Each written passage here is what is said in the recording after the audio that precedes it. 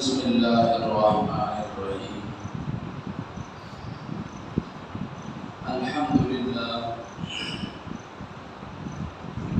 الحمدللہ وکفا وسلام علی عبادہ الذین اصطفى اما بعد فاعوذ باللہ من الشیطان الرجیم بسم اللہ الرحمن الرحیم لقد رضی اللہ عن المؤمنین اذ یبایعونک تحت الشجرۃ فعلم ما فی قلوبہم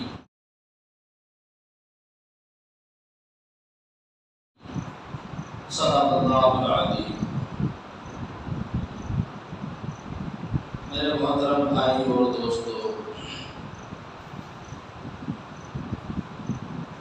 ذوالحجہ کا مہینہ چل رہا ہے۔ یہ مہینہ حج کا مہینہ ہے، اسلامی کیلنڈر کا، اسلامی سال کا آخری مہینہ ہے۔ اس مہینے میں جہاں مسلمان ایک طرف قربانی کرتے ہیں، وہیں دوسری طرف اللہ تعالیٰ ان بندوں کو جن کو اللہ تعالیٰ نے صاحب ثروت، صاحب استطاعت بنایا ہے، جن کے مقدر میں اللہ تعالیٰ نے حج کی سعادت لکھی ہے، وہ لوگ بیت اللہ جا کر حج کرتے ہیں۔ تو یہ مہینہ قربانی کا اور حج کا مہینہ ہے۔ دین اسلام کی پرورش اور آبیاری قربانی سے ہوئی ہے۔ قربانیوں کے نتیجے میں اللہ تعالیٰ نے دین اسلام کو ایک پھل آور تناور درخت بنایا ہے۔ اللہ تعالیٰ نے قربانیوں کے نتیجے میں، محنت و مجاہدے کے نتیجے میں، جہد مسلسل کے نتیجے میں اللہ تعالیٰ نے آگے بڑھایا ہے، اور ان لوگوں کو جن لوگوں نے اس کے لیے محنتیں کی، کوششیں کی، قربانیاں دی، جد و جہد کی، محنت و مجاہدہ کیا، اللہ تعالیٰ نے ان کو کامیاب فرمایا ہے۔ اسلامی سال کا یہ آخری مہینہ ہے جس کے اندر ایک قربانی وہ ہے جو حضرت ابراہیم علیہ السلام نے کی ہے۔ اللہ تعالیٰ نے ان سے مانگی تو بیٹے کی قربانی تھی، لیکن لی نہیں، صرف چیک کرنے کے لیے امتحان کے طور پر بیٹے کی قربانی مانگی تھی۔ جب وہ کامیاب ہو گئے، حضرت ابراہیم علیہ السلام نے اپنا وہ خواب جس کے ذریعے اللہ تعالیٰ ان کو جانچنا چاہتا تھا، اس خواب کو سچا کر دکھایا، تو پھر اللہ تعالیٰ نے اس کامیابی کا نتیجہ اور رزلٹ یہ عطا فرمایا کہ اس طرز کو، اس سنت کو قیامت تک آنے والے انسانوں کے لیے جاری فرما دیا۔ اور ہر سال مسلمان قربانی کر کے حضرت ابراہیم علیہ السلام کی یاد کو تازہ کرتے ہیں، ان کے واقعات کو، ان کے لخت جگر حضرت اسماعیل علیہ السلام کے واقعے کو سنتے ہیں، اور اپنی زندگی میں ایمانی تازگی پاتے ہیں، محسوس کرتے ہیں، اپنے ایمان کو جلا بخشتے ہیں، اپنے ایمان کے اندر جو ہے تازگی لانے کے لیے اللہ تعالیٰ نے یہ جو ہے نظام رکھا کہ بندے اپنے ایمان کو تازہ کرتے رہتے ہیں۔ تو ایک یہ قربانی ہے جو ابراہیم علیہ السلام نے دی ہے، اور اس کو اللہ تعالیٰ نے قیامت تک کے لیے جاری فرما دیا۔ اور ایک وہ قربانی ہے جو اللہ کے محبوب اور برگزیدہ بندوں نے دین اسلام کی خاطر دی ہیں، تکلیفیں اٹھا کر، پریشانیاں اٹھا کر، مشقتوں کو برداشت کر کے۔ اسی طرح یہ مشقتیں اور آزمائشیں، پریشانیاں اس حد تک بڑھی کہ بعض نے اپنی جانوں کا نذرانہ بھی پیش کیا ہے۔ تو یہ مہینہ خصوصاً بہت زیادہ اپنے اندر ایسے واقعات کو لگتا ہے جس میں اللہ کے مقدس اور برگزیدہ بندوں نے اپنی جانوں کا نذرانہ پیش کیا ہے۔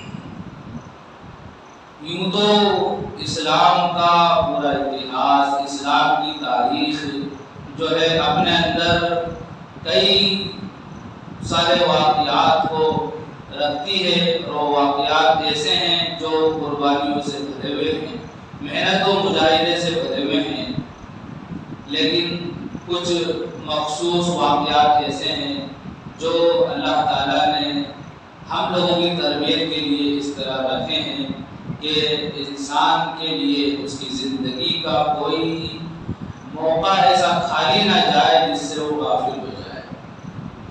ہر موڑ پر اللہ تعالیٰ نے تربیت کا سامان انسان کے لیے رکھا ہے، غفلت سے بچانے کے لیے، لاپرواہی اور بے فکری سے بچانے کے لیے۔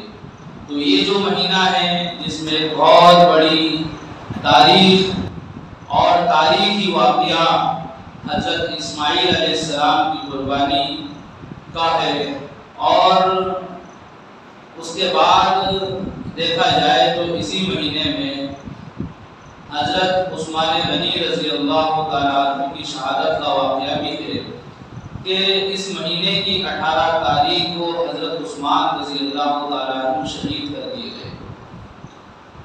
اور بھی واقعات ہیں کہ اسی مہینے میں حضرت مسلم بن عقیل رضی اللہ تعالیٰ عنہ کو بھی اسی مہینے میں شہید کیا گیا، ان کے معصوم بچوں کو بھی اسی مہینے میں شہید کیا گیا، جیسا کہ ماہ محرم کے اندر حضرت حسین رضی اللہ تعالیٰ عنہ کے واقعے میں آپ انشاءاللہ تفصیل سے سنیں گے۔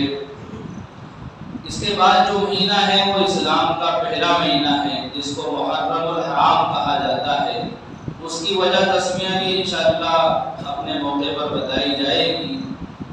تو اشارہ اس بات کا کر رہا ہوں آپ سے کہ حضرت حسن اور حضرت حسین رضی اللہ تعالیٰ عنہ کی تاریخ اور ان کی زندگی کو ہر سال آپ سنتے ہیں۔ حضرت حسین رضی اللہ تعالیٰ عنہ کا واقعہ جب بیان کیا جاتا ہے تو اس وقت بتایا جاتا ہے کہ حضرت حسین رضی اللہ تعالیٰ عنہ نے جب کوفہ والوں نے ان کو دعوت دی، اپنے یہاں بلایا، تو حالات کی جانکاری کے لیے آپ نے اپنے قاصد حضرت مسلم بن عقیل رضی اللہ تعالیٰ عنہ کو کوفہ کے حال چال معلوم کرنے کے لیے بھیجا کہ تم وہاں جاؤ اور وہاں کے حالات دیکھو، اور اگر حالات سازگار ہوں تو پھر مجھے خط لکھنا، میں بھی انشاءاللہ آ جاؤں گا۔ اور آپ کو بارہا یہ بات میں نے بتائی ہے کہ ہر زمانے میں، ہر دور میں، ہر زمانے میں، ہر دور میں جو قاصد ہوتے ہیں، جو پیغامبر ہوتے ہیں، جو میسنجر ہوتے ہیں، جو ایلچی اور سفیر ہوتے ہیں، ان کو کوئی بھی انسان نقصان نہیں پہنچا سکتا، اس لیے کہ قاصد جو ہوتا ہے وہ ادھر کا پیغام ادھر لے کر آتا ہے، اور ادھر والا قاصد ادھر پیغام لے کر جاتا ہے۔ تو یہ جو پیغام لانے والا ہے اگرچہ دشمن کا ساتھی ہو یا وہ خود دشمن ہو، اس کو بھی کوئی نقصان نہیں پہنچا سکتا، اس لیے کہ وہ آپ سے لڑنے نہیں آیا، آپ کو پریشان کرنے نہیں آیا، بلکہ آپ کے پاس پیغام پہنچانے کے لیے آیا ہے۔ تو حضرت حسین رضی اللہ تعالیٰ عنہ نے حضرت مسلم بن عقیل رضی اللہ تعالیٰ عنہ کو ایک قاصد کی حیثیت سے کوفہ روانہ کیا کہ یہ میرا پیغام لے کر جائے، وہاں پر حالات دیکھیں تو پھر مجھے اطلاع کریں۔ لیکن جب وہاں گئے تو کوفہ کے اندر جو ہے لوگوں نے شروع میں تو وفاداری کا ثبوت دیا، اور بعد میں جو ہے انہوں نے دغا بازی سے کام لیا، دھوکے اور فریب سے کام لیا۔ اس طرح سے حضرت مسلم بن عقیل رضی اللہ تعالیٰ عنہ کو جو ہے کئی ساری صعوبتوں کو اور پریشانیوں کو برداشت کرنے کے بعد آخر کار اپنی جان اللہ کی راہ میں جو ہے دینا پڑی، یہاں تک کہ آپ شہید کر دیے گئے۔ اور آپ کا ایک تفصیلی واقعہ ہے، اور اسی طرح آپ کا جو پریوار تھا، آپ کے جو بچے تھے، ان کو بھی جو ہے شہید کر دیا گیا۔ تو یہ بات میں اس لیے بتا رہا ہوں کہ حضرت حسین رضی اللہ تعالیٰ عنہ کی شہادت 10 محرم کی ہے، تو ظاہر سی بات ہے اس دور میں پیدل سفر کیے جاتے تھے یا پھر سواری کھچر پر، اونٹ پر، گھوڑے پر سفر کیے جاتے تھے۔ تو حضرت مسلم بن عقیل رضی اللہ تعالیٰ عنہ جو قاصد کی حیثیت سے روانہ ہوئے تھے، تو وہ پہنچنے میں ان کو ٹائم تو لگا ہوگا، اس لیے ان کو ذی الحجہ کے مہینے میں ہی روانہ کر دیا گیا تھا۔ تو ان کی جو شہادت ہے وہ بھی اسی ذی الحجہ کے مہینے میں ہوئی ہے، اس لیے یہ جو مہینہ ہے قربانیوں سے بھرا ہوا ہے۔ بات یہاں چل رہی تھی کہ حضرت مسلم بن عقیل رضی اللہ تعالیٰ عنہ جو حضرت حسین رضی اللہ تعالیٰ عنہ کے قاصد بن کر گئے تھے، ان کی شہادت بھی اسی مہینے کے اندر ہوئی۔ تو اسلامی سال کا پہلا مہینہ بھی قربانی کا ہے، آخری بھی قربانی کا ہے۔ تو یہ آخری مہینہ چل رہا ہے ذی الحجہ کا مہینہ۔ اس مہینے میں حضرت ابراہیم اور حضرت اسماعیل علیہ السلام کی قربانی کے واقعے کے بعد جو ایک تاریخی واقعہ ہے، بلکہ ایک سانحہ ہے، وہ ہے مظلوم مدینہ حضرت عثمان غنی رضی اللہ تعالیٰ عنہ کی مظلومانہ شہادت کا۔ یہ ایک ایسا حادثہ ہے کہ اس کے بعد امت میں جو اختلاف شروع ہوا ہے وہ آج تک چل رہا ہے، ختم نہیں ہوا۔ حضرت عثمان رضی اللہ تعالیٰ عنہ تیسرے خلیفہ ہیں۔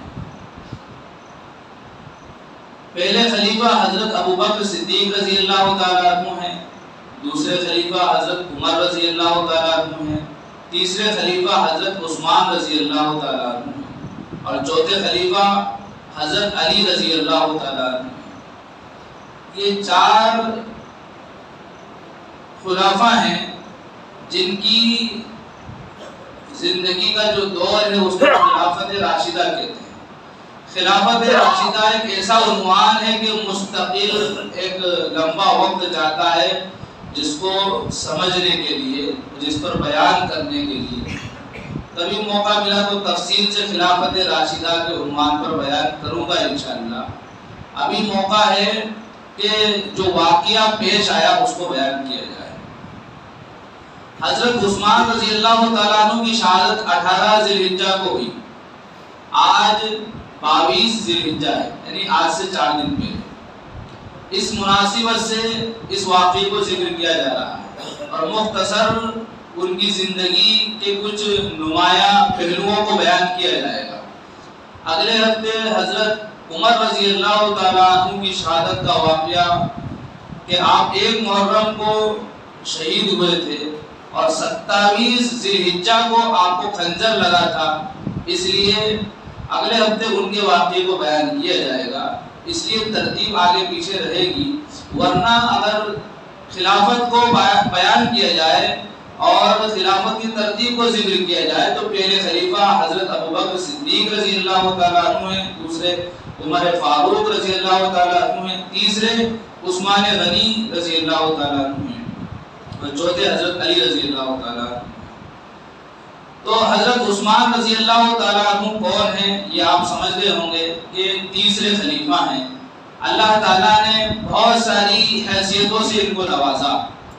حضرت عثمان رضی اللہ تعالیٰ عنہ مسلمان ہونے والے صحابہ میں چوتھے نمبر پر مسلمان ہوئے۔ جب نبی اکرم صلی اللہ علیہ وسلم نے نبوت کا اعلان کیا اس وقت حضرت عثمان رضی اللہ تعالیٰ عنہ تجارت کی غرض سے سفر پر تھے، اور جب آئے تو سب سے پہلے حضرت ابو بکر صدیق رضی اللہ تعالیٰ عنہ سے ملاقات ہوئی اور انہوں نے ان کو دین کی دعوت دی۔ تو حضرت ابو بکر صدیق رضی اللہ تعالیٰ عنہ جس وقت بات کر رہے تھے، آپ کو دین کی دعوت دے رہے تھے، اسی موقع پر نبی اکرم صلی اللہ علیہ وسلم وہاں پر تشریف لائے اور آپ نے ان کو دین کی دعوت دی، اور انہوں نے اس طرح سے جو ہے پہلی ہی دعوت پر لا الہ الا اللہ پڑھ کر اسلام کی آغوش میں آئے اور اسلام کی دولت کو قبول کیا۔ اور اس سے پہلے جب یہ سفر میں تھے تو انہوں نے خواب دیکھا تھا کہ خواب میں کوئی کہہ رہا ہے یا عثمان جاء النبی بالبرہان، یا عثمان جاء النبی بالبرہان، انہوں نے خواب میں دیکھا کہ کوئی یہ کلمات کہہ رہا ہے کہ اے عثمان سنو کہ نبی، آخری نبی دلائل کے ساتھ جو ہے آ چکے ہیں۔ تو جب یہ آئے، ابو بکر رضی اللہ تعالیٰ عنہ سے ملاقات ہوئی اور انہوں نے اس طرح سے نبی کے اور ابو بکر رضی اللہ تعالیٰ عنہ کے دعوت دینے پر اسلام قبول کر لیا۔ چوتھے نمبر پر مسلمان ہونے والے صحابی حضرت عثمان رضی اللہ تعالیٰ عنہ ہیں۔ تو ان کا نبی سے بھی رشتہ ہے، ماں کی طرف سے اور باپ کی طرف سے، 5ویں پشت میں یہ نبی اکرم صلی اللہ علیہ وسلم سے ان کا نسب مل جاتا ہے۔ حضرت عثمان رضی اللہ تعالیٰ عنہ کو ایک یہ بہت بڑی نسبت نبی سے حاصل تھی، اس کے علاوہ اور بھی نسبتیں حاصل ہوئی۔ حضرت عثمان رضی اللہ تعالیٰ عنہ کے والد کا نام تھا عفان، عثمان بن عفان، دادا کا نام تھا ابی العاص۔ تو اس طرح سے سلسلہ نسب ہوا حضرت عثمان رضی اللہ تعالیٰ عنہ کا عثمان بن عفان بن ابی العاص بن امیہ بن عبد شمس بن عبد مناف بن قصی القرشی، اور والدہ کا سلسلہ نسب بھی وہاں جا کر مل جاتا ہے۔ اروا ان کی والدہ کا نام تھا، اروا بنت قریش بن ربیعہ بن حبیب بن عبد شمس بن عبد مناف بن قصی القرشی۔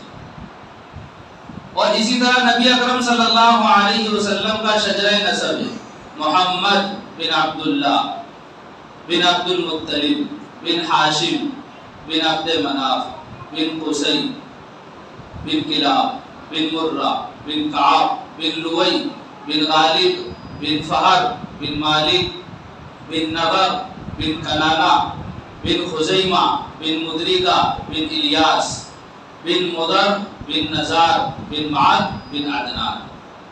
عدنان تک نبی اکرم صلی اللہ علیہ وسلم کا سلسلہ نسب متفق علیہ ہے۔ بخاری شریف میں بھی یہیں تک آپ کا سلسلہ نسب بیان کیا گیا ہے۔ اس کے بعد حضرت اسماعیل علیہ السلام نہیں، حضرت ابراہیم علیہ السلام تک آپ کا سلسلہ نسب بیان کیا گیا ہے۔ اور ایک تیسری حدیث ہے جس میں آپ کا سلسلہ نسب حضرت ابراہیم علیہ السلام سے اوپر یعنی حضرت آدم علیہ السلام تک بیان کیا گیا ہے، لیکن اس میں اختلاف ہے۔ متفق علیہ جو حدیث ہے وہ یہیں تک ہے، عدنان تک۔ تو بہرحال میں یہاں پر یہ بتانا چاہ رہا ہوں کہ نبی کے سلسلے نسب سے حضرت عثمان رضی اللہ تعالیٰ عنہ کا سلسلہ نسب عبد مناف پر جا کر یعنی 5ویں پشت پر جا کر مل جاتا ہے۔ تو اس طرح سے آپ کا یعنی حضرت عثمان رضی اللہ تعالیٰ عنہ کا ایک خاندانی رشتہ بھی حضرت عثمان رضی اللہ تعالیٰ عنہ سے ملتا ہے۔ اور اس کے بعد دوسری نسبت یہ حاصل ہے کہ جو حضرت عثمان رضی اللہ تعالیٰ عنہ کی نانی تھی جن کا نام بیضہ تھا، ام الحکیم بھی آپ کو کہتے تھے، وہ حضور صلی اللہ علیہ وسلم کی پھوپھی تھی۔ نبی کی جو پھوپھی تھی وہ عثمان رضی اللہ تعالیٰ عنہ کی نانی تھی۔ اور ایک تیسری نسبت یہ ہے کہ نبی اکرم صلی اللہ علیہ وسلم کی 2 بیٹیاں، آپ کی 4 بیٹی تھی، 4 میں سے 2 کا نکاح حضرت عثمان سے ہوا، ایک کے بعد دوسری سے۔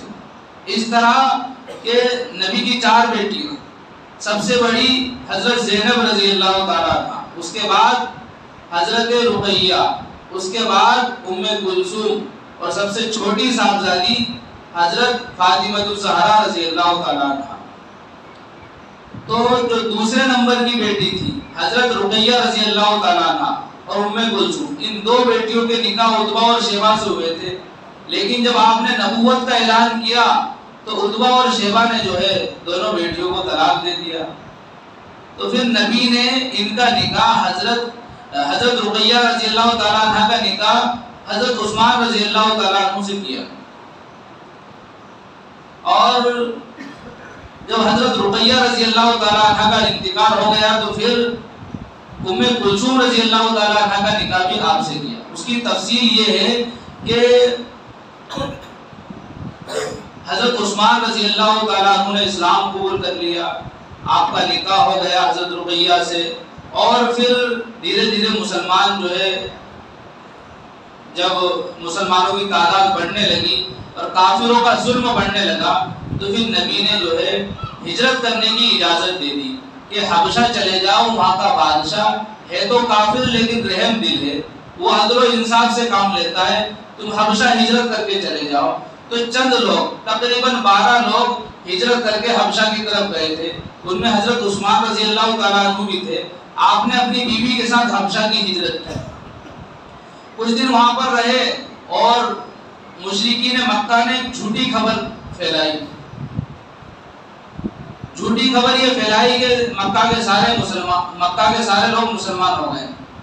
جب حبشہ کے مسلمانوں نے یہ خبر سنی تو خوشی میں وہ واپس مکہ لوٹ آئے، لیکن مکہ کے قریب آ کر پتہ چلا کہ یہ خبر جھوٹی تھی تو کچھ لوگ تو رستے میں سے ہی واپس ہو گئے، اور کچھ لوگ جن کے پاس جانے کا ساز و سامان نہیں تھا وہ جو ہے مکے واپس آ گئے۔ مکے میں آ کر دیکھا تو پہلے سے زیادہ تکلیفیں اور آزمائشیں۔ حضرت عثمان رضی اللہ تعالیٰ عنہ اسلام لانے سے پہلے بھی بڑے مالدار اور صاحب ثروت تھے، آپ کا خاندان عزت دار خاندان تھا، اور اللہ تعالیٰ نے بہت ساری صلاحیتوں سے آپ کو نوازا تھا۔ مکہ میں اکثر لوگوں پر آپ کے اور آپ کے خاندان والوں کے احسان تھے، پھر بھی آپ کو جب اسلام لے آئے تو بہت ساری تکلیفوں کا سامنا کرنا پڑا۔ دوسری مرتبہ جب مسلمانوں کی تعداد تقریباً 120 کے قریب پہنچ گئی تو نبی نے پھر ہجرت کا مشورہ دیا کہ چلے جاؤ ہجرت کر جاؤ۔ تو دوسری مرتبہ بھی حضرت عثمان رضی اللہ تعالیٰ عنہ نے ہجرت کی اور اپنی بیوی کے ساتھ کی۔ پہلی مرتبہ بھی اپنی بیوی کے ساتھ کی تھی۔ جب ہجرت کر رہے تھے پہلی مرتبہ تو حضرت رسول اکرم صلی اللہ علیہ وسلم فرما رہے تھے کہ حضرت ابراہیم علیہ السلام نے اپنی بیوی کے ساتھ ہجرت کی تھی۔ حضرت ابراہیم علیہ السلام کے بعد یہ پہلے شخص ہیں جو اپنی بیوی کے ساتھ، اپنے اہل و عیال کے ساتھ ہجرت کرتے ہیں۔ تو ذو الہجرتین بھی آپ کو کہا جاتا ہے۔ تو ہجرت کر کے حبشہ چلے گئے دوسری مرتبہ۔ پھر جب نبی مکے سے ہجرت کر کے مدینے گئے تو پھر یہ مدینے آ گئے، اور جب مدینے میں آ گئے اور کافروں کا جو ظلم تھا مدینے میں آنے کے بعد بھی کم نہیں ہوا، بلکہ جو لوگ مسلمان ہوتے تھے ان کو تکلیف دیتے تھے، اور پھر ایک شکل ایسی بن گئی کچھ دنوں بعد کہ غزوہ بدر پیش آ گیا۔ تو حضرت عثمان رضی اللہ تعالیٰ عنہ غزوہ بدر میں جانا چاہتے تھے، مسلمان جا رہے تھے، نبی نے کہا تمہاری اہلیہ یعنی حضرت رقیہ کی طبیعت خراب تھی، تم یہیں رکو۔ تو حضرت عثمان رضی اللہ تعالیٰ عنہ اپنی بیوی کی دیکھ بھال کرنے کے لیے، اس کی خدمت کرنے کے لیے وہیں پہ رک گئے، اس لیے کہ جو ماں باپ تھے، رشتہ دار تھے، انہوں نے تو گھر سے بھگا دیا تھا، تو یہ اپنی بیوی کی خدمت کے لیے رکے اور مسلمان غزوہ بدر میں شریک ہو گئے۔ جب غزوہ بدر سے واپس ہوئے تو اس میں جو حصہ تھا اس میں حضرت عثمان رضی اللہ تعالیٰ عنہ کا بھی حصہ لگایا گیا۔ یہ غزوہ بدر میں شریک نہیں تھے، اس کے باوجود بھی ان کو غزوہ بدر میں شریک ہونے والے صحابیوں کے ساتھ شمار کیا گیا، اس لیے ان کو ذو شرکتین بھی کہا گیا ہے کہ شریک نہیں تھے پھر بھی ان کو شریک مانا گیا۔ ایک تو غزوہ بدر میں ان کو شریک مانا گیا، دوسرا جب بیعت رضوان ہوئی کہ مسلمان عمرے کے ارادے سے مکہ گئے تھے اور مکے والوں نے روک دیا تھا، تو باہر مشورہ کیا تو حضرت عمر رضی اللہ تعالیٰ عنہ سے نبی نے فرمایا کہ جاؤ تم مکہ والوں سے بات کرو کہ ہم عمرہ کرنے آئے ہیں، ہمارے پاس ہتھیار بھی نہیں ہے، ہمیں عمرہ کر لینے دو۔ تو حضرت عمر رضی اللہ تعالیٰ عنہ نے فرمایا کہ مجھے دیکھ کر تو کافر اور جو ہے بھڑک جائیں گے، کوئی بھی کافر مجھے چاہتا نہیں ہے، میرا مشورہ یہ ہے کہ عثمان کو بھیجو، اس لیے کہ عثمان کے احسان ہے کافروں کے اوپر۔ اس مشورے سے حضرت عثمان رضی اللہ تعالیٰ عنہ کو مکہ کے اندر عمرے کی اجازت کے لیے بھیجا تھا، تو مکہ والوں نے کہا کہ ہم آپ کے احسان تلے دبے ہوئے ہیں، ہم آپ کو آپ کی عزت کرتے ہیں، قدر کرتے ہیں، آپ عمرہ کر لیجئے، آپ کے ساتھیوں کو نہیں کرنے دیں گے۔ تو آپ نے فرمایا کہ میرے نبی عمرہ نہیں کرے اور میں کروں، ایسا نہیں ہو سکتا، آپ بغیر عمرے کے آ گئے۔ ادھر خبر اڑا دی گئی کہ عثمان کو تو شہید کر دیا گیا۔ تو نبی نے صحابہ سے بیعت لی تھی کہ سب میرے ہاتھ پر بیعت کرو کہ جب تک عثمان کا بدلہ نہیں لیں گے یہاں سے جائیں گے نہیں، یا تو موت ہے یا عثمان کا بدلہ۔ پھر بعد میں پتہ چلا کہ عثمان زندہ ہیں، تو نبی نے پھر اپنا ہاتھ اٹھایا اور کہا یہ عثمان کا ہاتھ ہے، عثمان کے حصے کی بیعت میں کرتا۔ اپنے نبی نے اپنے ہاتھ کو عثمان کا ہاتھ قرار دیا۔ عثمان رضی اللہ تعالیٰ عنہ شریک نہیں تھے، پھر بھی آپ نے جو شریک تھے ان کے ساتھ ان کو شمار کیا، اس لیے ذو شرکتین بھی ان کو کہا جاتا ہے، ذوالنورین بھی کہا جاتا ہے، اس لیے کہ نبی نے اپنی دو بیٹیوں کا نکاح ان سے کیا ہے۔ ایک تو حضرت رقیہ رضی اللہ تعالیٰ عنہ ہے۔ جب یہ بدر سے واپس ہوئے اور یہاں پر جس دن بدر سے مسلمانوں کی واپسی ہوئی اسی دن حضرت رقیہ رضی اللہ تعالیٰ عنہ کا انتقال ہوا۔ حضرت عثمان رضی اللہ تعالیٰ عنہ افسوس میں بیٹھے ہوئے تھے، تو نبی نے کہا عثمان غم کیوں کرتے ہو، ٹینشن میں کیوں؟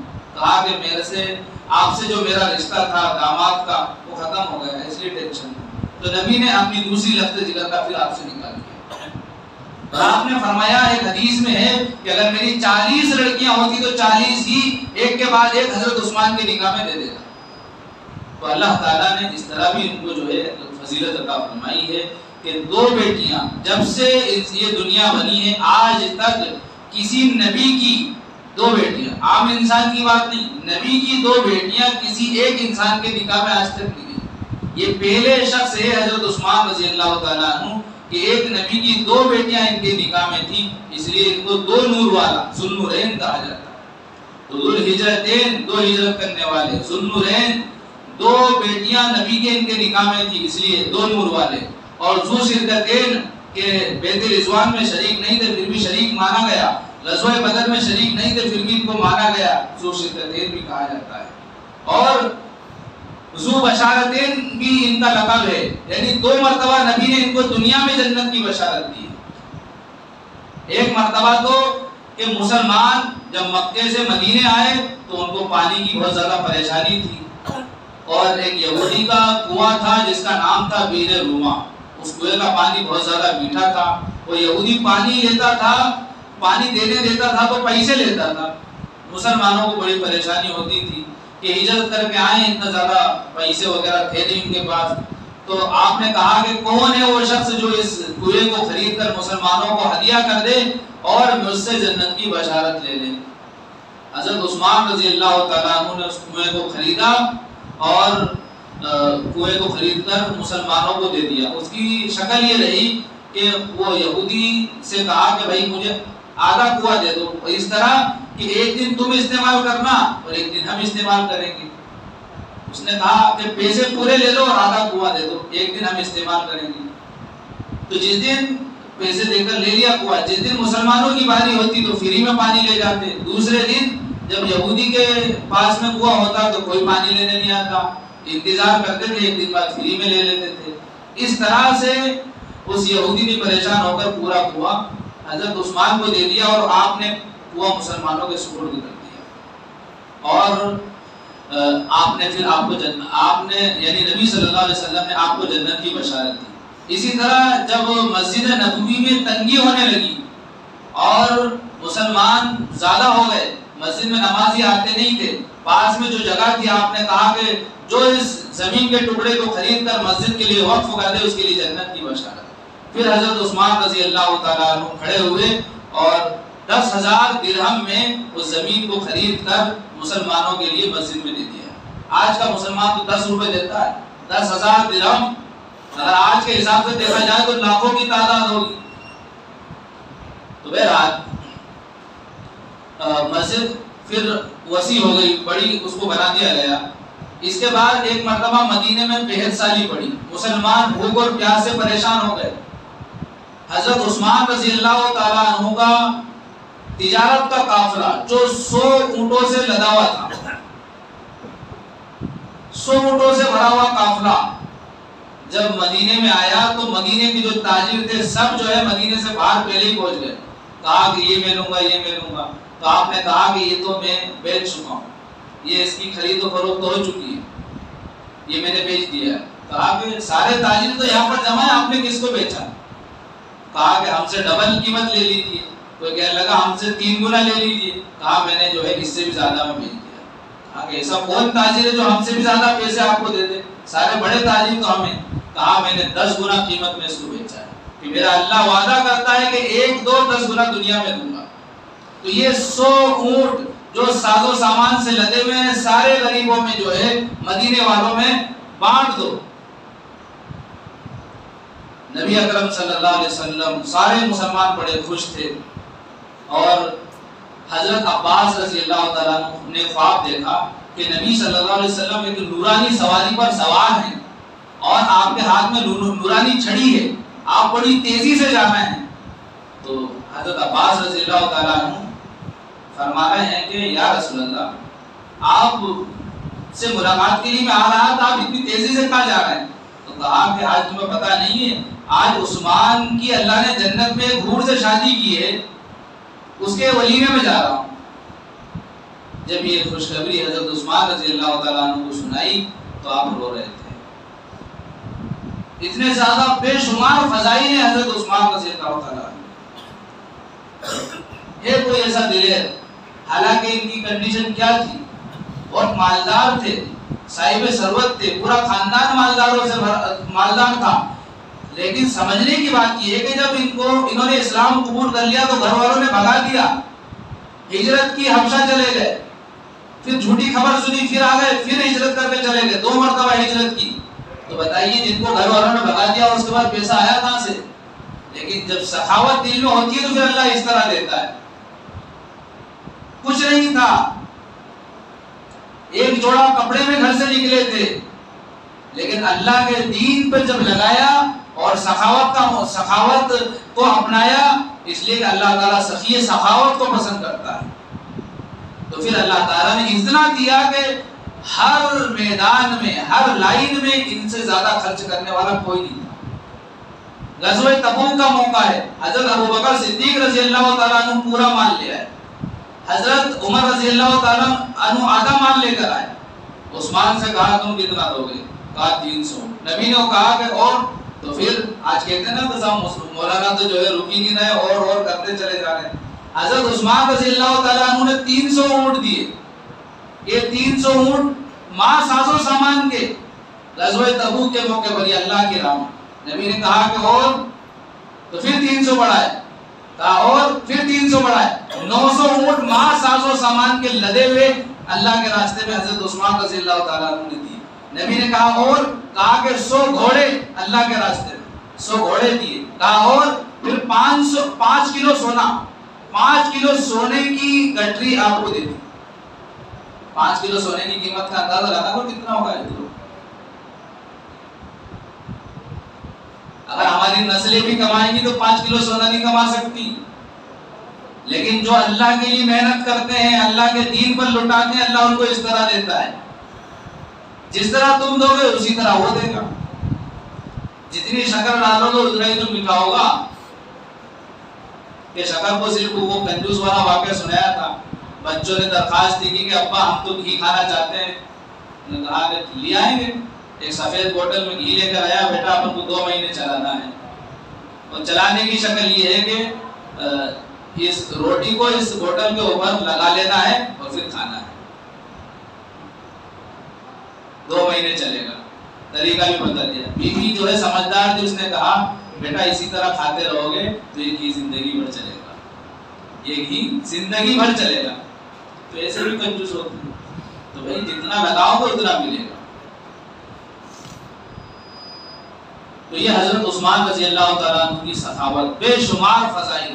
حضرت علی رضی اللہ تعالیٰ عنہ نے نکاح کا پیغام دیا کہ میں فاطمہ سے نکاح کرنا چاہتا ہوں۔ نبی نے پوچھا مہر میں دینے کے لیے کیا ہے؟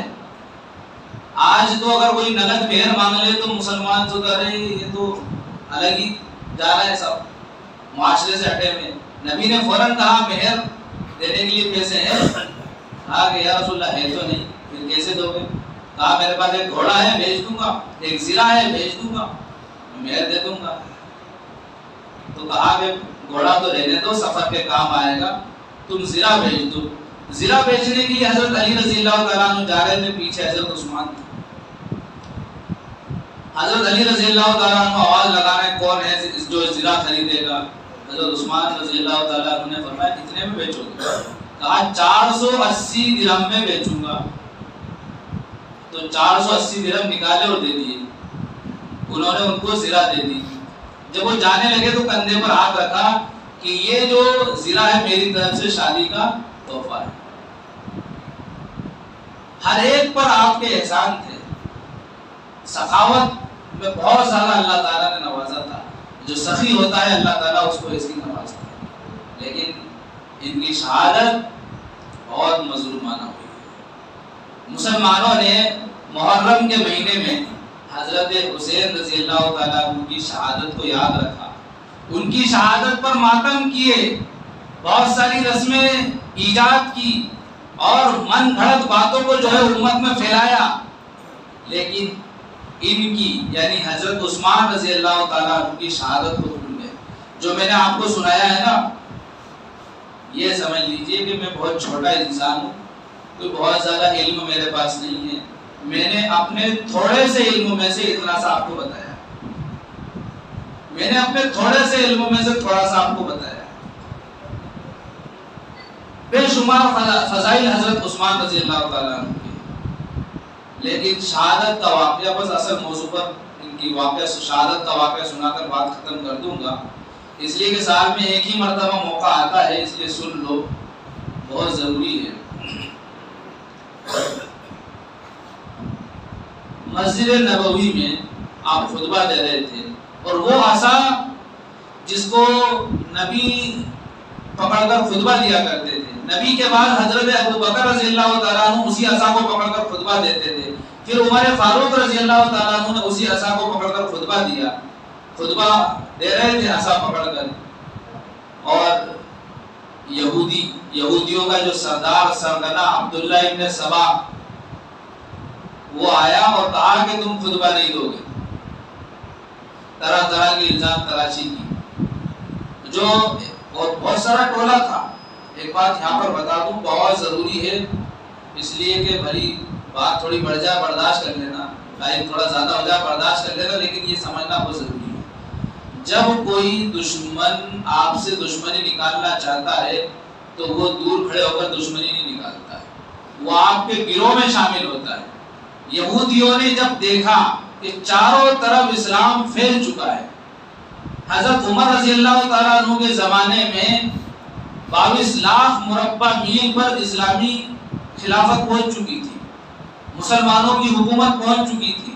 چاروں طرف پورے جزیرۃ العرب میں مسلمان ہی مسلمان, نیچے عہدے سے لے کر تو اونچے عہدے تک مسلمان تھے. اور حضرت عثمان رضی اللہ تعالیٰ عنہ کی خلافت کا زمانہ 12 سال رہا, تو جو 22 لاکھ مربع میل پر حکومت تھی اس کو 44 تک لے گئے. تو مسلمانوں کی جو حکومت تھی وہ عرب سے نکل کر دوسرے ملکوں میں بھی پہنچ گئی. 4 دانگ عالم میں مسلمانوں کا سکہ جو ہے جم گیا. تو یہودیوں نے محسوس کر لیا, اس لیے کہ یہودیوں کو پرانی دشمنی تھی, اس دشمنی کو سمجھنے کے لیے بھی جو ہے بہت سارا وقت چاہیے. مختصر یہ بتا دوں کہ ہمارے نبی سے پہلے جتنے بھی نبی آئے سب یہودیوں میں آئے. حضرت ابراہیم علیہ السلام کے بعد سے ہمارے نبی سے پہلے تک عیسیٰ علیہ السلام تک سارے نبی یہودیوں میں آئے. یہودی انتظار کر رہے تھے کہ جو آخری نبی ہیں وہ بھی ہمیں میں سے آئیں گے. وہ آخری نبی ان میں سے نہیں آئے بلکہ وہ بنو اسماعیل میں سے آئے. واقعہ مختصر یہ ہے کہ ابراہیم علیہ السلام جب قربانی کے امتحان میں پاس ہو گئے تو اللہ تعالیٰ نے ان کو بہت سارے انعامات سے نوازا. وہیں پر ایک انعام یہ بھی تھا جو انہوں نے اپنی اولاد کے لیے دعا کی. اب ظاہر سی بات ہے, قربانی کے لیے کس بیٹے کو لے گئے تھے؟ اسماعیل کو لے گئے تھے. تو اپنی بیوی سے ہاجرہ سے کہا کہ لاؤ میرے بیٹے اسماعیل کو لے آؤ, مجھے دعا کرنا ہے اس کے لیے. تو اس وقت اسماعیل نہیں تھے, اسحاق تھے, اور وہ دوسری بیوی سے تھے. لیکن وہ باوفا اور مقدس ہستیاں تھیں, ان بیویوں میں آپس میں جو ہے رنجش اور جو ہے بھید بھاؤ نہیں تھا. دوسری بیوی کے بچے تھے, اسحاق انہی کو لا کر بٹھا دیا. ابراہیم علیہ السلام اس وقت جو ہے ان کی آنکھوں کی بینائی کمزور ہو گئی تھی, تو انہوں نے سر پہ ہاتھ رکھا اور دعائیں دی کہ اللہ جتنے بھی پیغمبر آنے والے ہیں سارے اس بچے کی نسل میں پیدا کر. اللہ تعالیٰ نے دعا قبول کر لی. بعد میں پتہ چلا کہ وہ اسماعیل نہیں تھے, وہ تو اسحاق تھے.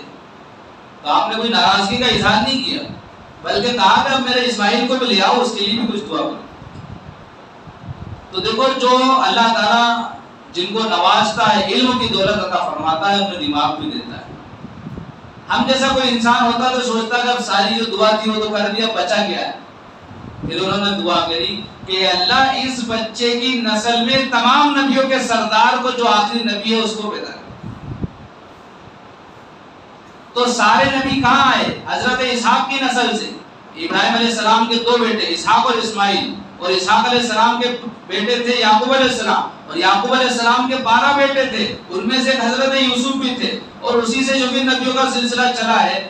تو پھر انہی میں بہت سارے نبی آئے، بعض نے کچھ تعداد لکھی، بہت زیادہ تعداد بھی لکھی ہے۔ تو بہرحال یہودی سوچ رہے تھے کہ سارے نبی ہم میں سے آئے تو آخری نبی بھی ہم میں سے آئیں گے۔ تو آخری نبی جب یہودیوں میں سے نہیں آئے تو پھر ان کو جو ہے دشمنی ہو گئی بنو اسماعیل سے، جناب محمد رسول اللہ صلی اللہ علیہ وسلم سے، آپ کے خاندان سے، آپ کے ماننے والوں سے۔ تو وہ دشمنی جو ہے بڑھتی رہی یہاں تک کہ بہت فروغ پا گئی۔ تو جب یہودیوں نے دیکھ لیا کہ اب عثمان کی خلافت میں پوری طرف جو اسلام پھیل چکا ہے، اب ایسے میں مسلمانوں کو بارڈر پر کھڑے ہو کر ہم نہیں ہرا سکتے، دشمن بن کر ان کو نہیں ہرا سکتے، اس لیے کہ یہاں تو ایک آدمی جاتا ہے 17 بیون جبے میں لگے ہوئے ہیں، غلام جو ہے سواری پر سوار ہے، اور آقا امیر المومنین نکیل پکڑ کر چل رہے ہیں، اور جو ہے دشمن ہتھیار ڈال دیتے ہیں، اپنے آپ کو ان کے سپرد کر دیتے ہیں۔ یہ تو عجیب و غریب لوگ ہیں، ان سے اگر جیتنا ہے تو دشمنی سے نہیں جیت سکتے، بلکہ اب کیا کرنا پڑے گا، مسلمان بن جاتے ہیں اور ان میں اندر گھس کر جو ہے پھوٹ ڈالتے ہیں۔ تو عبداللہ ابن سبا اور اس نے جو اس کا ٹولہ تیار کیا تھا، جس کی تعداد حضرت عثمان رضی اللہ تعالیٰ عنہ کو شہید کرنے کے موقع پر 900 تعداد تھی، 900 لوگ تھے۔ انہوں نے پہلے تو محبت رسول کا، اہل بیت کی محبت کا دعویٰ کیا، محبت اہل بیت کے نعرے لگائے۔ جب مسلمانوں نے دیکھا کہ یہ تو بہت اچھے لوگ ہیں، اور نبی نے فرمایا تھا کہ یہ ایسے لوگ ہیں کہ ان کو تم دیکھو گے، آپ نے پیشن گوئی کی تھی، ایک زمانہ آئے گا منافقین کا ٹولہ ہوگا مسلمانوں کے درمیان، اور ایسے لوگ ہوں گے کہ تم ان کو دیکھ کر اپنی نمازوں میں شک کرنے لگو گے، ان کی عبادتوں کو دیکھ کر اپنی عبادت کو کم سمجھو گے، لیکن یاد رکھنا ان کی حیثیت ایسی ہوگی جیسے کہ تیر سے، اگر کمان سے تیر نکل جاتا ہے، اس کی حیثیت اس تیر سے ختم ہو جاتی ہے، اس کا رشتہ اس تیر سے ختم ہو جاتا ہے۔ اسی طرح ان لوگوں کو یہ دین میں ہوں گے، بڑے بڑے جبے اور بڑی بڑی داڑیاں ہوں گی، اور یہ بہت زیادہ عبادت کرنے والے ہوں گے، لیکن کمان سے نکلے ہوئے تیر کی طرح ہوں گے کہ جس کا کمان سے کوئی رشتہ نہیں ہے، اسی طرح ان کا دین سے کوئی رشتہ نہیں ہوگا۔ تو مسلمانوں نے جب دیکھا کہ یہ تو بہت دیندار لوگ ہیں، اور ان کو پھر انہوں نے جب محبت اہل بیت کا دعویٰ کیا تو پھر کچھ لوگ مسلمان جو سیدھے سادے تھے ان کے ساتھ میں ہو گئے۔ پھر بعد میں انہوں نے ایک دعویٰ اور کر دیا، ایک نعرہ اور لگایا کہ وصی حضرت علی رضی اللہ تعالیٰ عنہ ہے، یعنی نبی نے وصیت حضرت علی رضی اللہ تعالیٰ عنہ کو کی تھی، تو خلافت کے جو حقدار ہیں وہ حضرت علی ہیں، اور یہ جو ہیں حضرت ابو بکر، حضرت عمر اور حضرت عثمان رضی اللہ تعالیٰ عنہ اجمعین، یہ سب غاصب ہیں، انہوں نے ناجائز قبضہ کیا۔ اس طرح سے کچھ مسلمانوں کو ورگلا کر اور ایک ٹولہ تیار کر کے جو ہے انہوں نے حضرت عثمان رضی اللہ تعالیٰ عنہ پر چڑھائی کر دی، اور اس کا پہلا مظاہرہ مسجد نبوی میں ہوا، اور اس نے ایک بلوائی نے جو ہے آپ کی عصا کو توڑ دیا۔ عصا وہ تھی جس کو نبی استعمال کرتے تھے، ابو بکر عمر استعمال کرتے تھے، عصا کو توڑ دیا گیا، اور جو بلوائیوں کا ٹولہ تھا انہوں نے پتھر کی بارش کی، مسجد نبوی کا بھی ادب و احترام نہیں کیا، اور یہاں تک کہ آپ کے اتنے زخم آئے کہ آپ بے ہوش ہو کر گر پڑے۔ ان لوگوں نے سمجھا کہ یہ انتقال کرنا ہے، چلے گئے، مسلمان ان کو اٹھا کر ان کے گھر پر لائے، بے ہوش ہو گئے تھے، افاقہ ہوا، 40 دن تک ان کا پانی بند کر دیا گیا۔ آپ اندازہ لگائیے کہ مسلمان جو ہے، مسلمانوں کے پاس پانی کی قلت تھی، پریشانیاں تھی، تو پانی کے لیے کنواں خریدتے انہوں نے دیا، آج ان کے لیے پانی بند کر دیا گیا 40 دن تک، ایک دو دن نہیں 40 دن تک۔ ایک مرتبہ پیغام پہنچایا کہ حلق سوکھ رہا ہے، حضرت عائشہ رضی اللہ تعالیٰ عنہ کے پاس، حضرت علی رضی اللہ تعالیٰ عنہ کے پاس، کہ پانی کا ہے، پانی پہنچا دو، پانی کے لیے پینے کے لیے دل چاہ رہا، پانی نہیں ہے ہمارے پاس۔ آپ اندازہ لگائیے کہ امیر المومنین ہے، مسلمانوں کے خلیفہ ہے، لیکن پانی نصیب نہیں ہو رہا۔ حضرت علی رضی اللہ تعالیٰ عنہ پانی کا مشکیزہ لے کر آئے، دشمن نے تیر مارا تو وہ مشکیزہ پھوٹ گیا۔ حضرت علی رضی اللہ تعالیٰ عنہ نے اپنا امامہ جو ہے پھینک دیا اور اشارہ کر دیا کہ میں نے اپنی پوری کوشش کر لی ہے کہ دشمن یہاں تک آنے نہیں دینا ہے، پانی کا مشکیزہ لگانے نہیں دینا ہے۔ پھر اس کے بعد کچھ صحابہ کی جماعت ان کے پاس گئی اندر، اس میں حضرت علی رضی اللہ تعالیٰ عنہ بھی تھے۔ انہوں نے کہا کہ آپ ایک حکم دے دیجیے، یہ جو منافقین اور یہ غداروں کا جو ٹولہ ہے یہ صرف 900 لوگ ہیں، زیادہ نہیں ہے، اور آپ تو امیر المومنین ہیں، آپ کے پیچھے تو بہت بڑا جو ہے جم غفیر ہے، آپ صرف حکم کر دیجیے۔ تو آپ نے کیا فرمایا؟ نبی نے مجھ سے یہ فرمایا تھا کہ تمہیں خلافت کی قمیص پہنائی جائے گی، اتارنا مت، اور تمہیں آزمایا جائے گا، اور خوب یاد رکھنا جب تمہیں آزمایا جائے تو مسلمانوں میں تلوار مت اٹھنے دینا، قتل و قتال مت ہونے دینا۔ تو میں نہ خلافت چھوڑ سکتا ہوں اس لیے کہ نبی نے منع کیا ہے، اور نہ تمہیں حکم دے سکتا ہوں کہ تم قتل و قتال کرو اس لیے کہ نبی نے منع کیا۔ یہ سے تھے با وفا لوگ تھے، بات کو ماننے والے، عمل کرنے والے لوگ تھے۔ مسلمان وہاں سے مایوس ہو کر لوٹ آئے۔ صحابہ کا پہلا جو جانشین تھے، خاص لوگ تھے، حضرت حسن، حضرت حسین اور حضرت عبداللہ ابن عمر جو تھے، ایسے بڑی شخصیتیں، ان کو جو ہے پیرے پہ چاروں طرف کھڑا کر دیا۔ لیکن یہ کچھ لوگ تھے اور دشمنوں کا ٹولہ بہت زیادہ تھا۔ اسی درمیان میں کہ آپ چھت پر چڑھے اور آپ نے ایک چھوٹا سا مختصر سا خطبہ دیا کہ میں تمہیں اللہ کی قسم دے کر، اللہ کا واسطہ دے کر پوچھتا ہوں کہ مجھے بتاؤ کہ میرا کیا جرم ہے؟ کیا میں نے مسلمانوں کے لیے بہت ساری خدمتیں نہیں کی؟ کیا نبی نے مجھے 2 مرتبہ جو ہے جنت کی بشارتیں نہیں دی؟ کیا نبی نے اپنے ہاتھ کو میرا ہاتھ قرار نہیں دیا گیا؟ کیا نبی نے جو ہے مجھے میرے جو ہے فضائل بیان نہیں کیے؟ کیا نبی نے کبھی مجھ سے کوئی مطلب روکھا اپن استعمال کیا؟ کیا نبی نے کبھی مجھ سے ناراضگی کا اظہار کیا؟ نبی تو میرے سے بہت زیادہ جو ہے محبت کرتے تھے، بہت زیادہ مجھے چاہتے تھے، اور نبی کا انتقال اس حالت میں ہوا تو مجھ سے راضی تھے۔ اور مسلمان کو صرف 3 وجہ سے قتل کیا جا سکتا ہے۔ پہلی وجہ یہ ہے کہ وہ کسی اور کو قتل کر دے تو بدلے میں اس کو قتل کر سکتے ہیں۔ کہاں پر؟ جہاں پر اسلامی حکومت ہو۔ آپ ایسا مت کر لینا، جہاں پر اسلامی حکومت ہو۔ تو میں نے کسی مسلمان کو قتل کرنا تو دور، کسی کو تماچا بھی نہیں مارا۔ دوسری وجہ یہ ہے کہ مسلمان اگر دین سے پھر جائے، اسلام سے پھر جائے، مرتد ہو جائے تو اس کو قتل کر سکتے ہیں۔ واللہ میں نے کبھی یہ جرم نہیں کیا، اور اگر تمہیں ایسا لگ رہا ہے تو میں کلمہ پڑھتا ہوں لا الہ الا اللہ، اور تم بھی میرے مسلمان ہونے کے گواہ بن جاؤ۔ تیسری وجہ ہے کہ مسلمان زنا کرے اور وہ شادی شدہ ہو تو اس کو قتل کیا جاتا ہے، سنسار کیا جاتا ہے۔ میں نے تو زنا تو دور، کبھی کسی غیر محرم کی طرف نظر اٹھا کر نہیں دیتا، پاک دامن ہوں۔ لوگوں نے کہا کہ آپ خلافت چھوڑ دیجیے، کہا کہ نبی نے مجھے خلافت چھوڑنے سے منع کیا ہے۔ نہیں مانے دشمن، آپ نیچے آ گئے۔ یہاں پر ایک بات یہ سمجھ لیں، حضرت حسین رضی اللہ تعالیٰ عنہ کا واقعہ بیان کیا جاتا ہے تو کیا کہا جاتا ہے؟ پیار سے شہید ہو گئے، اس پر ہم اعتراض نہیں کر رہے ہیں۔ ہم یہ کہنا چاہتے ہیں کہ ان کا پانی کتنے دن تک بند ہوا، جنگ کتنے دن تک چلی۔ آپ اس کو تفصیل سے بتاؤں گا اس کے موقع پر۔ اتنا لمبا وقفہ نہیں تھا جتنا یہاں ہے۔ یہاں پر اکیلے ہیں، 40 دن پانی سے روک دیا گیا، اتنی بے شمار خدمات اور فضائل ہیں، لیکن یہودیوں نے یہ چال چلی کہ حضرت عثمان رضی اللہ تعالیٰ عنہ سے نظر ہٹا دی اور حضرت حسین رضی اللہ تعالیٰ عنہ کے ماتم میں لگا دیا۔ کیوں لگا دیا؟ اس لیے کہ وہ پہلے سے ہی محبت اہل بیت کا نعرہ لگا رہے تھے اور وہ چاہتے تھے مسلمانوں میں پھوٹ ڈالنا۔ اس لیے جو خوارج کا فرقہ ہے اس کا بانی بھی جو ہے عبداللہ ابن سبا ہے، اور جو روافض یعنی شیعوں کا فرقہ ہے اس کا بانی بھی عبداللہ ابن سبا ہے، اور ان 2 فرقوں سے جتنے بھی فرقوں نے جنم لیا ہے سب کی ڈاک پہ اسی نے ڈالی ہے۔ تو مسلمانوں کی نظر ہٹانے کے لیے اس واقعے سے شہادت حسین کا لوگوں نے ماتم کیا. اور یہ ماتم کرنے والے کون ہیں؟ وہی دشمن ہیں جو محبت کا دم بھرتے ہیں. شہید کرنے والوں نے ہی ماتم کیا ہے، اور اس طرح سے وہ مسلمانوں کے دوست جس طرح پہلے تھے بعد میں بن گئے. تو یہ سمجھنے کی بات ہے. اور اس طرح سے حضرت عثمان رضی اللہ تعالیٰ عنہ کے واقعے کو ہم لوگوں سے بلا دیا گیا.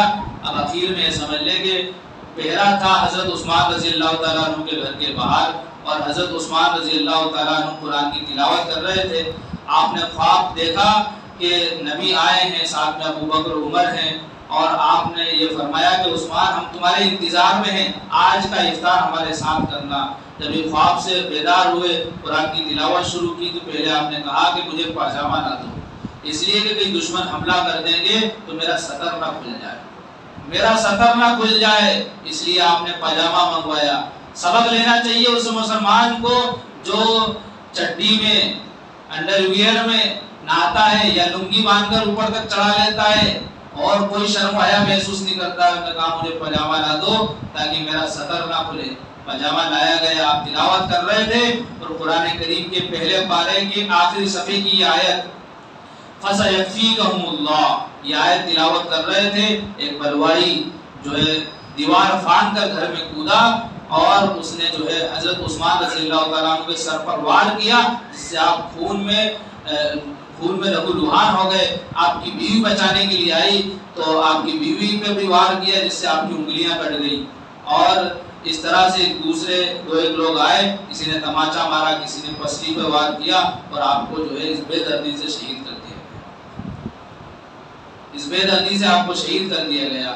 حضرت عثمان رضی اللہ تعالیٰ عنہ نے کبھی کسی کو بد دعا نہیں دی، لیکن جب آپ کی بیوی حضرت نائلہ رضی اللہ تعالیٰ عنہ پر وار کیا گیا تو پھر آپ سے آپ کی غیرت جاگ اٹھی اور آپ نے بد دعائیں دی. تو وہ بد دعاؤں کا اثر ہوا کہ بعد میں وہ لوگ ہلاک ہو کے مرے. اسی طرح 3 دن تک 2 دن تک آپ کا جنازہ گھر میں رکھا رہا، بغیر غسل کے، بغیر کفن کے. تیسرے دن آپ کا جنازہ نکالا گیا، اور جب دفن کرنے کے لیے لے جایا جا رہا تھا تو یہ جو گنڈے تھے، بلوائی تھے، آپ کو اوپر پتھر برسا رہے تھے. اور آپ رات کا موقع تھا، آپ کی بیوی جو ہے لالٹین لے کر اجالا بتاتے ہوئے آگے آگے چل رہی تھی. اتنا خطرناک موقع تھا. آپ کی بیوی نے جب آپ کی بے حرمتی دیکھی کہ آپ کو تماچا مار رہے ہیں، آپ پر وار کر رہے ہیں، تو آپ نے بھی بد دعا دے دی. وہ لوگ بھی ہلاک ہو گئے جن کو آپ کی بیوی نے بد دعا دی تھی. حضرت ابن سیرین رحمۃ اللہ علیہ ایک مرتبہ حج کرنے کے لیے گئے اور انہوں نے دیکھا کہ کعبے کا غلاف پکڑ کر ایک آدمی دعا کر رہا ہے. اس آدمی کی حالت یہ ہے کہ ایک آدمی، اس کا ایک ہاتھ لکڑی کی طرح ہو گیا، پیر ٹوٹا ہوا ہے، ہاتھ لکڑی کی طرح ہو رہا ہے، اور جو ہے اللہ سے دعا مانگ رہا ہے کہ اللہ مجھے معاف کر دے، اور مجھے پتا ہے کہ تو معاف نہیں کرے گا. کیا کہا؟ اللہ مجھے معاف کر دے، مجھے پتا ہے کہ تو معاف نہیں کرے گا. حضرت ابن سیرین رحمۃ اللہ علیہ نے تعجب کیا، پوچھا کہ بھائی کیا بات ہے، ایسی دعا تو آج تک نہیں سنی ہے، کیا وجہ ہے؟ انہوں نے کہا کہ میں وہی بد نصیب ہوں جس نے حضرت عثمان کو تماچا مارا تھا. ان کی بیوی نے بد دعا دی تھی کہ تیرا ہاتھ جو ہے سوکھ جائے، اس لیے کہ تو نے ہاتھ سے تماچا مارا ہے، تو لولا لنگڑا ہو، بھکاریوں کی طرح زندگی گزارے، اور قبر میں اللہ تجھے جو ہے جہنم کے حوالے کرے، قبر میں تجھے بھگتان اور جہنم کے حوالے کرے.